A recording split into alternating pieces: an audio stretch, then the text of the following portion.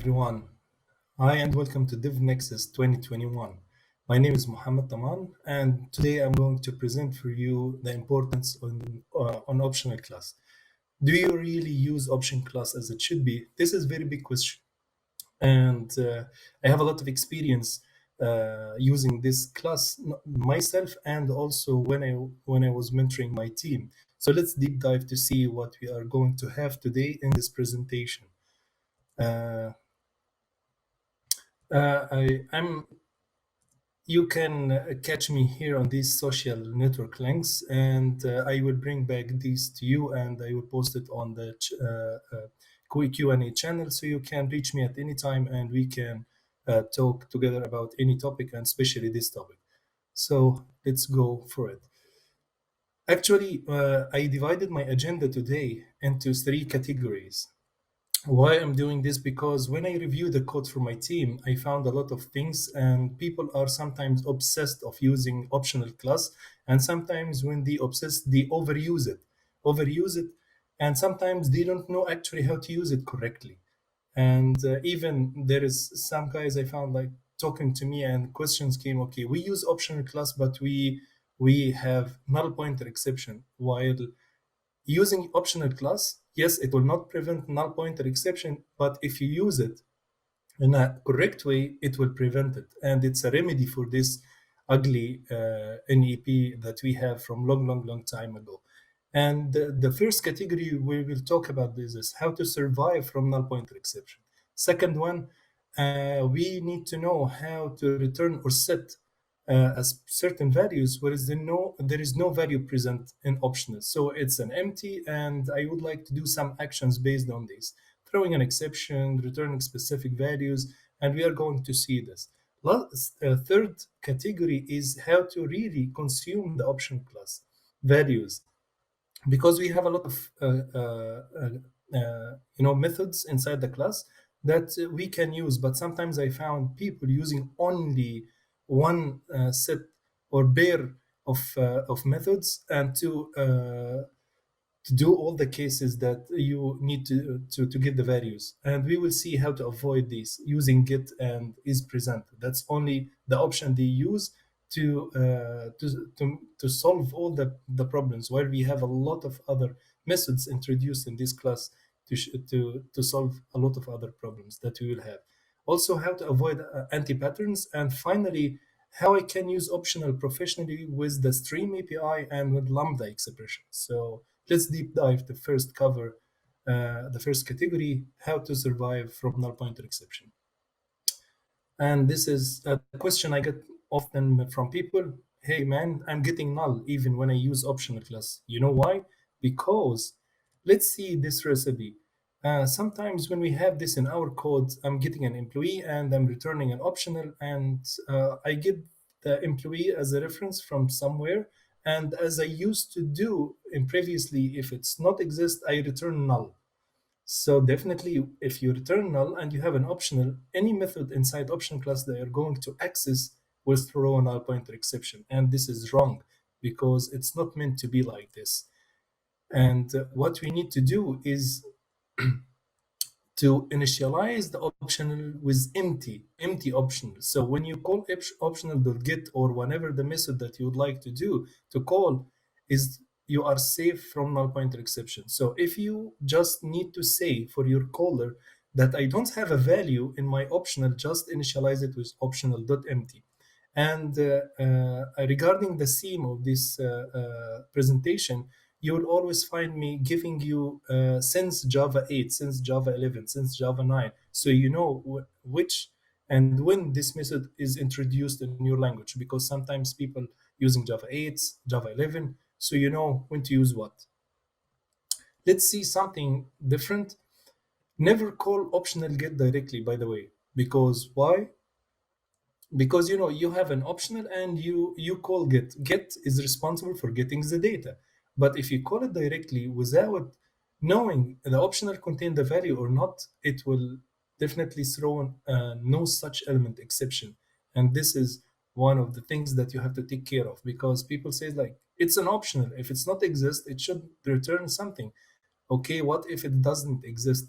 It says I don't have this element. So what to do and how to solve this?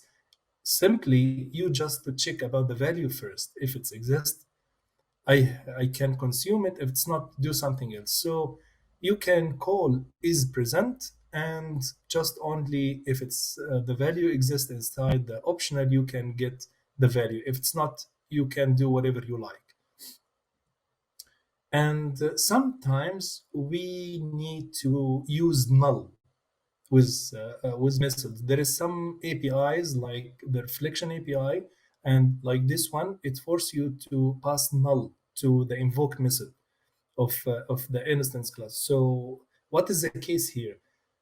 The case here that I'm instantiating is my class, and my class, when I instantiate it dynamically to call a specific method, this method could be presented in my optional class if it's only instance method, uh, static method. If it's not, it will be null. What does it mean? So when I call my class dynamically, if it's instance method, I have to initiate the class first in order to call it. If it's not, it's a static, I will call it by the class directly.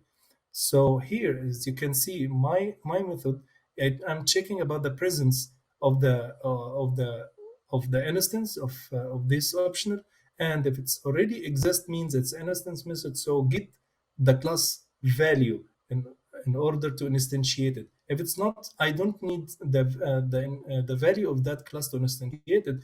Just I pass null to invoke the method, and the method is static in that way. So this is like a boilerplate, boilerplate code. So we need to avoid it. It's simply we can use it, and the remedy for this is just use or else. Or else is existence Java 8. Or else is here that if it will give you the same effect that we have that we have done before with is present and get. So here simply it will check about the value. If it exists, it will return it. If it's not, it will return null for you. So simple as it is. So this is how we can deal with null, and how we initialize optional with null, with empty optional to avoid null pointer exception, and how to deal with null effectively using even optional class. So let's see the second category of this, and what to do when there is no value is present. There is a lot of cases. Let's take these cases in order to understand the value of these methods that are available in our optional class. So I always see the people using something like this. Always is present and get, is present and get. There is nothing wrong with it, but it's verbose.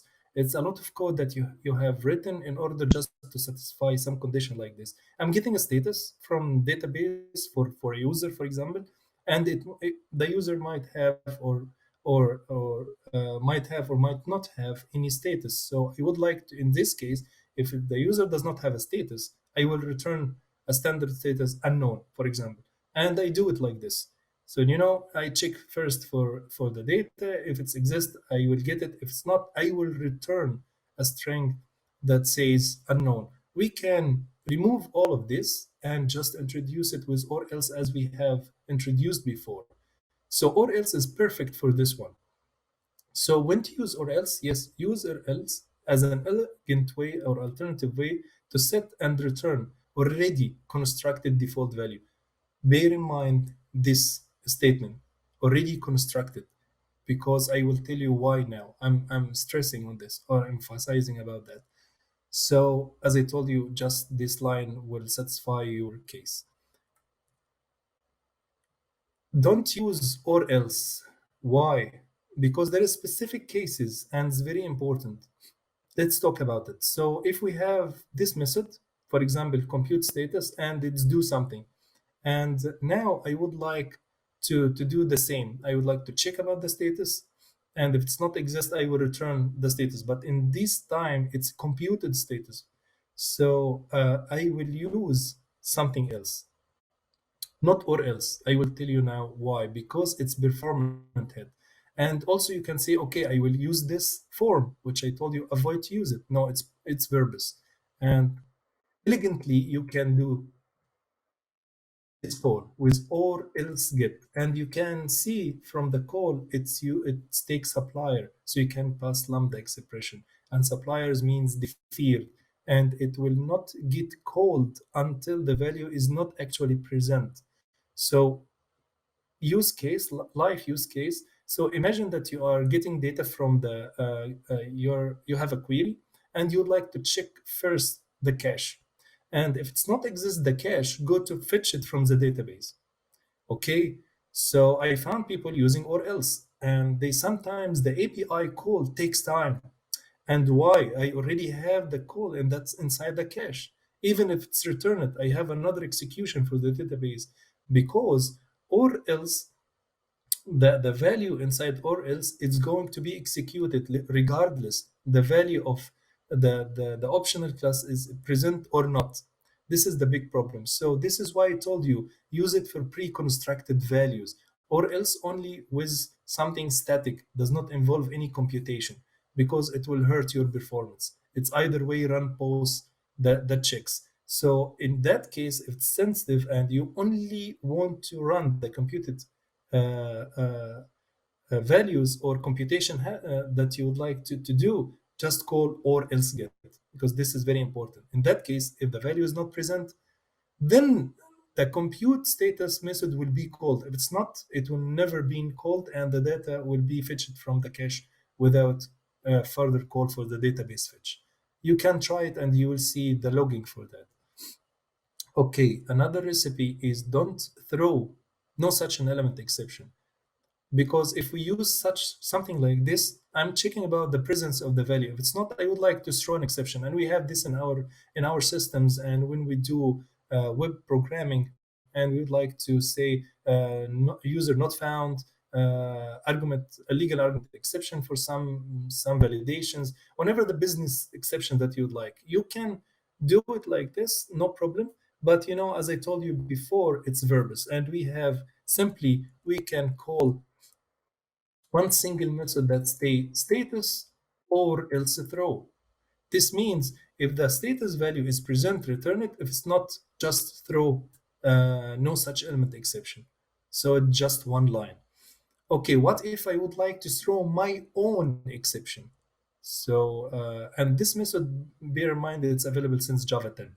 If I would like to throw, as in our case, in our business, I can also control it using either is present, get, and else, which is I don't advise to use it unless you need it, you don't have a case for it, and use or else throw that takes supplier with your exceptions. So you can do it like this: either or else throw a legal state exception, or your null pointer exception, or not found exception for specific cases, user, business, project, whatever the business case. And either you can just create a new exception, or you can create an exception with a specific method that you would like to do.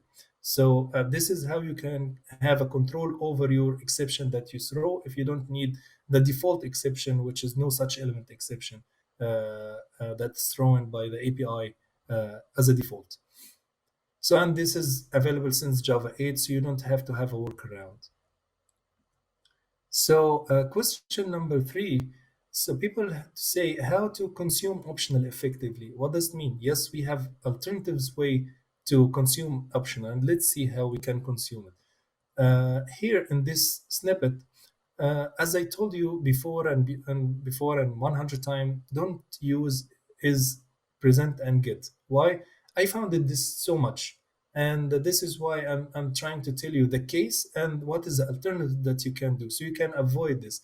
So you just need to check about the presence of the data. If it's present, I need to just to print it, or to do something, or to to record the log, or to call another method. Just I don't care about the other state of the non-presence. So it's simply, if you would like to do something like this, you have function called if present, and you can call log here, or system.out.println, as I do, call a method because it takes supplier. So you can do whatever you like. and it's only taking care of it will be called if the value is present only. It doesn't care about the non-presence of the value. And definitely avoid use is present. This is something annoying, I know, but I have to say it many times because this is the same case that I found my team or the people I'm mentoring that using like this. So they would like to check about the value. If it exists, okay, I would like to log the value or get the status, and if it's not, I would like just to say status not found. So this is, as I told you, verbose before, and it's simply we can just have one statement and that give us the same effect using if present or else. So if present or else, it will, if you would like to just print the value, you have system.out.println or invoke your method or whatever you would like to do with the presence. In the other case, if you would like just to record that this user is not found or whatever that situation is, just you can use the second argument to log or throw exception even or whatever you like. So this is just use if present or else to do the case. It's one line and that's it. It's available since Java 9. Okay, we also don't use this in order to set a value or to construct other optional when no value is present. So I'm checking about the status, and if the status I would like to return optional because my fetch status now returning optional is not returning string as before. So first I'm constructing optional, and I would like to return it. So we have a method to remedy this, and we can use it. You don't have to have all the checks. You can use or else get, and you can see that I told you avoid using this also or else get to do this job, because this is not the job for these two methods. Because finally I'm constructing optional of string. It's complicated when you construct it. So in simple way, we can use something like this: status or default status. So you are here checking about and or giving you an optional as a status to evaluate that you can return another optional, or simply without defining the optional here default status as an optional, you just can have one call like status or optional of binding, and you don't have to specify even the type of the optional because the status is of type string as we did before. So use or to construct or return another optional of the same value that you are working on. And let's see this one. When I work with Lambda, I don't have to use is present and get because it's a break the chain.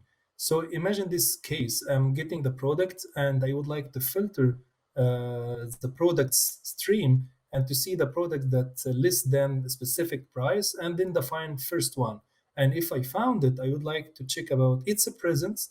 And if it's okay, I would like to get the name. If it's not exist, I would like to return products not found. It's long a little bit and it's broken. So, it's not readable code. So, how to do it and make it successfully? We can have this one. It's like product.map, and I transfer to optional to be transfer the value to return an optional of the name, and if it's exist it will be returned. If it's not, it will be not found, because map, it's a check about the existence of the product value, and if it's already exist, it will convert the optional to be optional, not of string now, not product.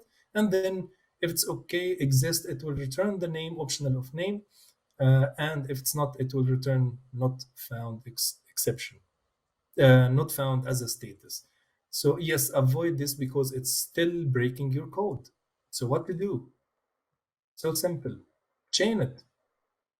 So because find first, which is introduced in Stream API, find first one of the method that return actually optional of the last product, because it's fetching one element. So you can normally chain it with map, which also is going to transfer this chain to be optional of stream of name, and then if it's not exist, it will return not null. So it will be optional of name, and it will return the name, and then as I told you again, it will return the default value. It's not exist, and that's it. Let's see, have to check for value to throw an exception. Yes, the same case, I have the cart and I have a specific product and I would like to check about this product. Is it exist in this cart? If it's not, just simply throw an exception because this is my business case. So I do this is present. If it's not is present or the cart does not contain the product, please throw this exception. Why need to do all of this? And we have simply, we can have this use or else throw, as I told you, with lambda in one line. So I'm checking the cart and I don't have to use if, and I'm using filter, and I'm checking about the product if it's exists inside the cart, or else throw exception, as I told you. And you will ask me, what if I would like to have a control over my exception, uh, or else throw that I told you about. So here is a question. Do you remember the methods that I get it before, which is uh, or else throw, and then it will take supplier, then you can have also control over your exception. Let's see another thing, that people overuse optional class by chaining its method for a single purpose of getting a value, while the optional does not have any place here. Why? Because my method is normally returning a string, and I didn't get from the caller any type of optional, it's just a string. And then I found people would like just to check about nullability or some stuff. So they use optional as a check place. So why you have to do this? It doesn't have, it doesn't make any sense, and the optional here doesn't have any use. You just complicated the stuff. Just get back to your normal days and check about the status. If it's null, return pending, and if it's not, return the status, because you don't have optional either in your status return type, get status return type, or even from the caller. So it's very important to not overuse or complicate even the things, to use just optional and look nice and look fancy. So it's not about this. We need a clean code. This is the most important, something readable.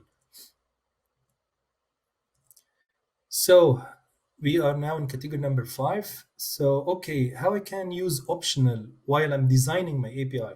When it comes to design, if you get back to the main original Java documentation about optional, the main purpose, or Brian Guts, when he spoke about optional class and their definition and his code, he says optional class is invented with one purpose, to be meant for return types of the methods, not as anything else. It's not a type, it's not a data type. You cannot deal with it like this. It's very important. Okay, it's only meant to be for methods return type.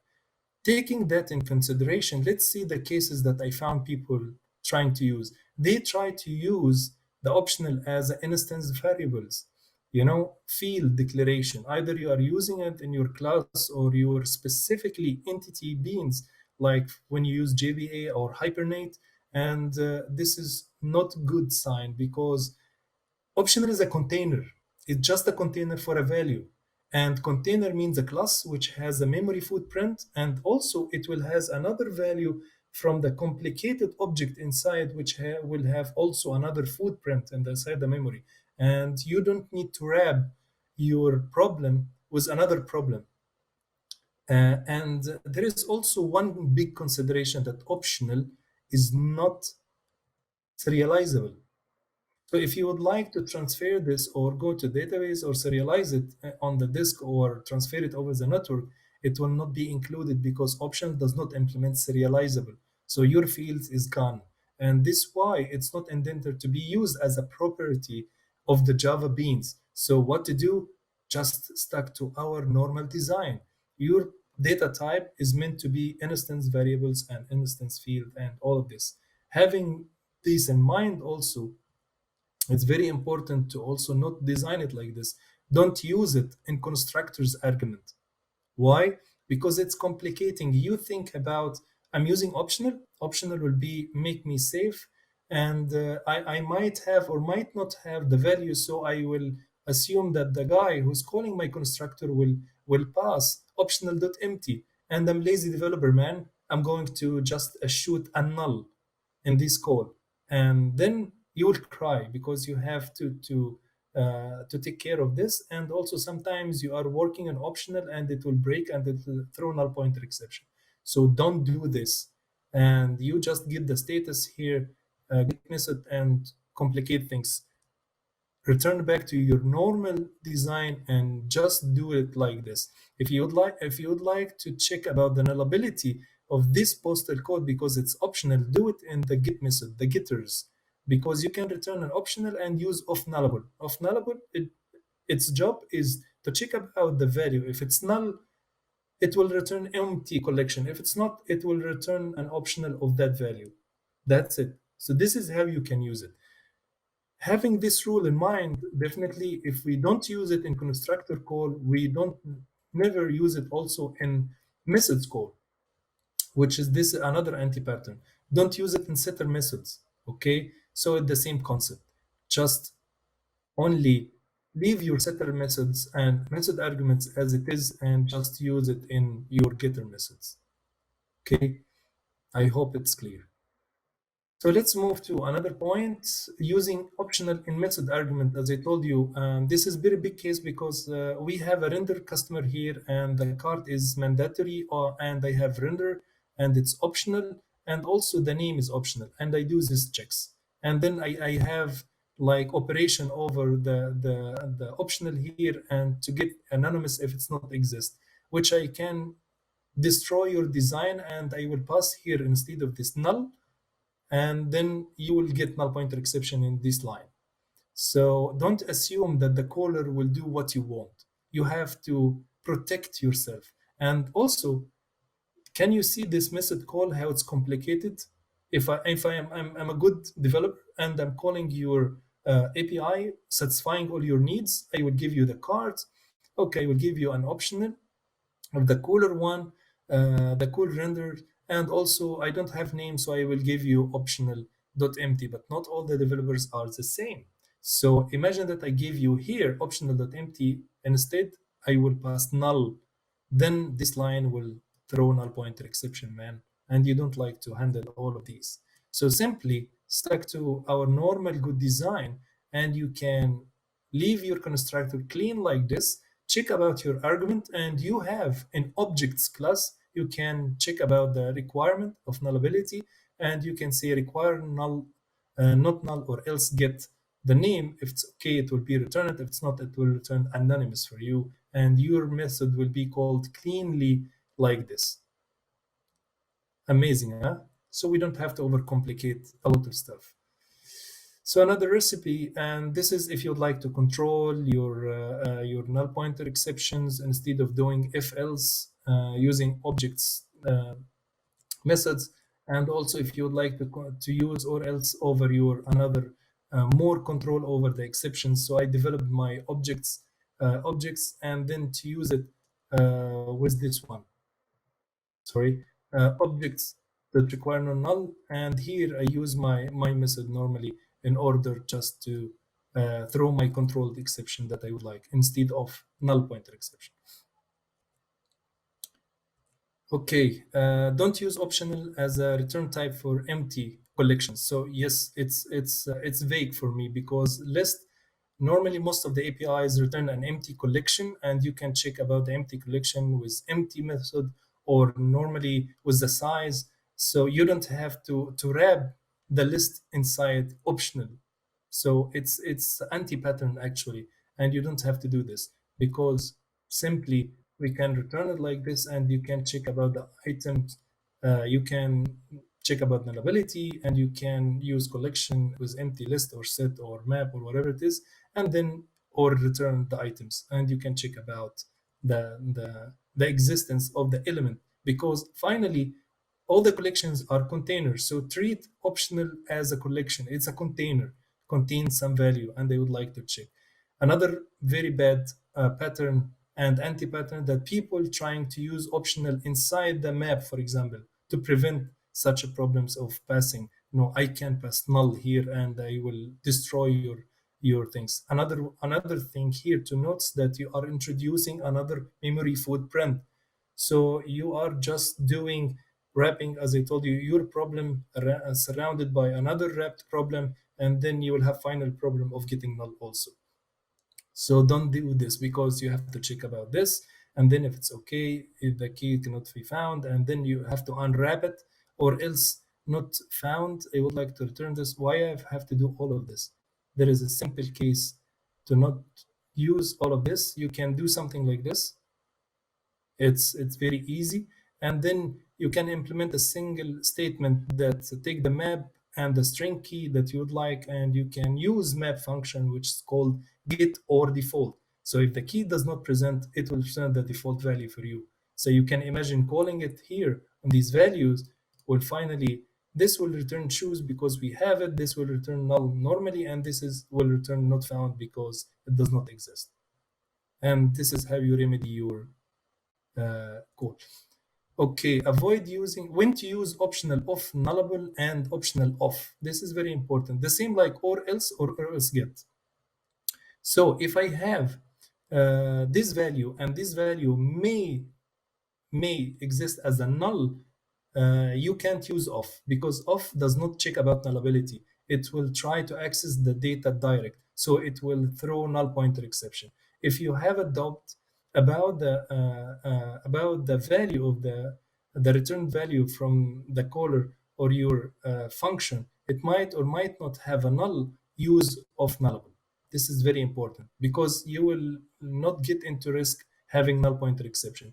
But in the case of, that the predefined value is like this, it's always constant or something, it doesn't make any sense to use of nullable, because of nullable check about uh, the nullability. So normally use off, because there is no risk for introducing null pointer exception.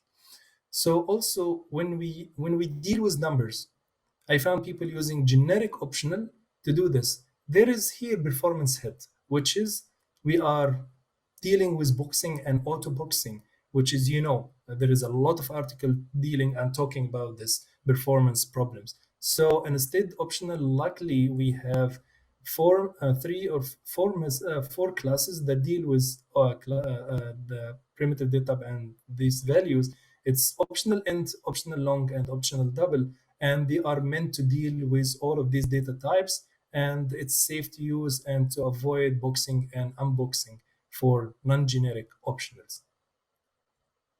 Last question, and we have knew about the anti-patterns that we have to avoid. We knew about how to consume data, how to consume, how to do actions based on the non-presence of the value, and also to avoid null pointer exception.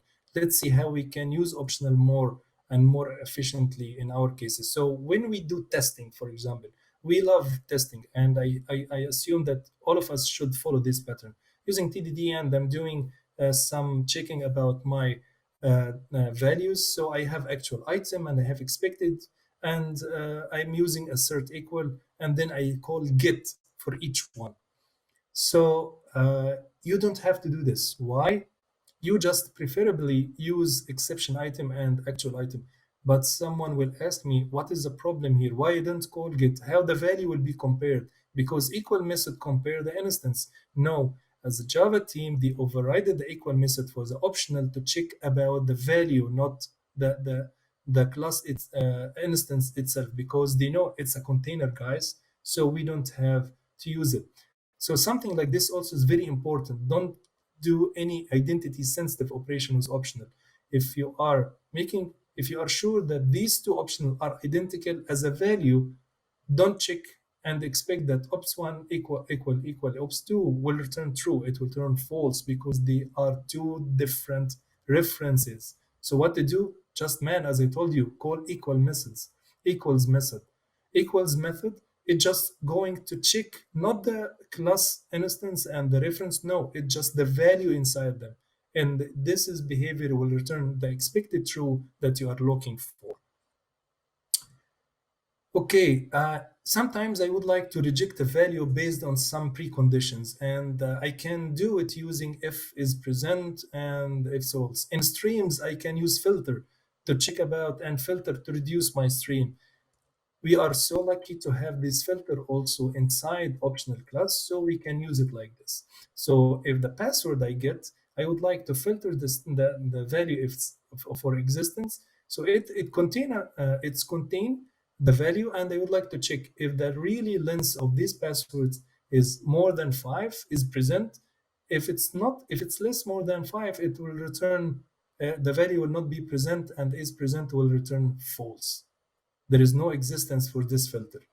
But while the password contain the password exactly, but here you are doing some filtration. Same concept like uh, streams, but you don't have to use if present, check about it, return it or not. You don't have to do all of that. Just use filter always to check and filter your values about this.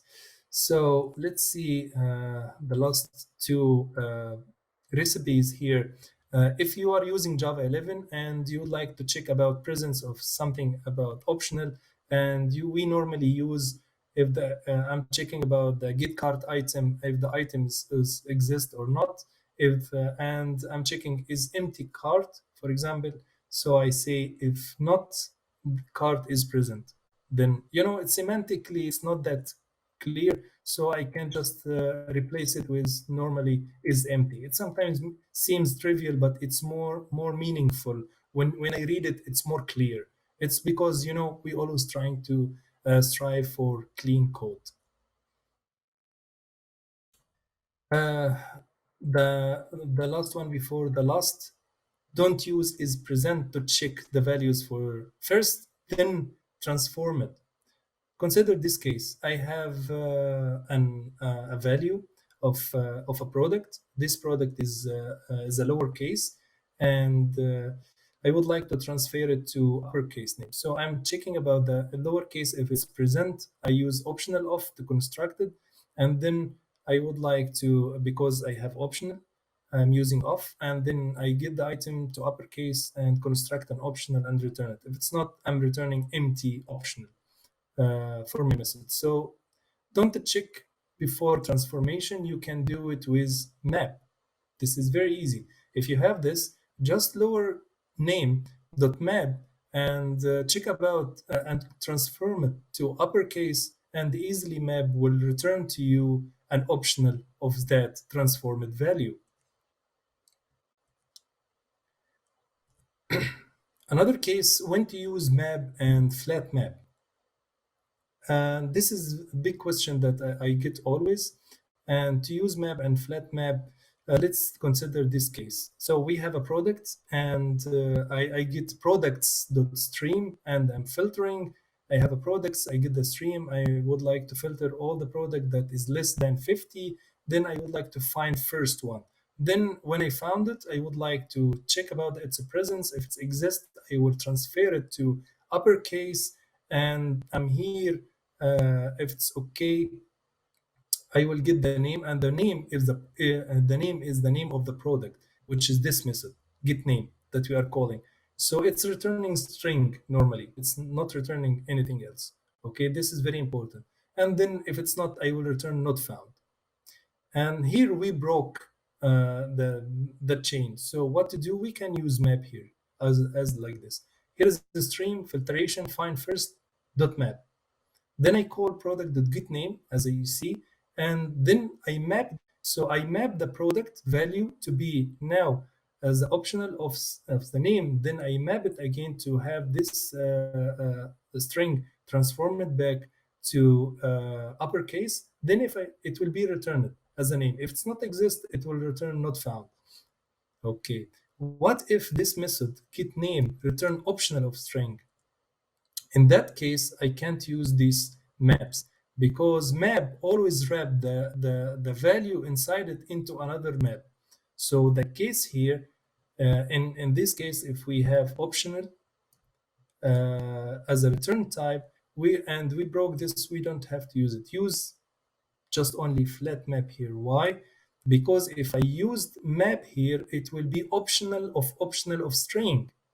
And in that case, I can't use it. So I use flat map in that case, because flat map will return actually the get value, transform it to get value, which is will return optional dot string, that I can use map to return the uppercase of that value into another option, which is normal for me that I can use to check about its existence or not. If I used map here, I will use map, then it will return optional of string, and I need to unwrap it into another and use another map. It will be map optional of string. It will be complicated. Bear in mind this, the difference between flat map and map. Last thing for you here is when I use, I would like to, uh, uh, uh, I don't know what to say. It's like hooking. I would like to hook the optional API with streams. So imagine this last case. I have a product list of product IDs, and I'm doing streaming and I'm doing mapping. I'm fetching the product by ID. This is a method that fetching the product by ID and return the product as optional. So I'm transforming the stream into map of products, optional of products. Then I'm filtering based on the presence, if the products exist or not. And then I get the value from these optionals to be collection of product only, and then I collect them to list. So I did a lot of optional dot is present, optional dot get. So I don't need to use this. I would like to hook optional inside stream without calling all the optional methods. So how to do it? Simply, you can do product.stream.map, and then this dot fetch by IDs, and then you can say flat map optional stream, and the stream method is going to hook inside the stream, and then you collect to list. Because using map, you don't need to, and using stream here is using filtration with flat map, so you don't have to check about the presence of the product, because if it's not present, it will not be fetched into the map. So you have reduced the call chain and also hooked the optional values with normally stream, and you normally collected your list at the end without any problems. So also you can convert optional to list simply like this. So you can have optional dot stream dot collect to list, and you can have list of one single element because it's optional of that element. So this is my last of the presentation. Thank you for your attendance, and I would love to say that please enjoy Devnexus 2021. There is a lot of awesome talks, and I wish you good luck. Have a good day.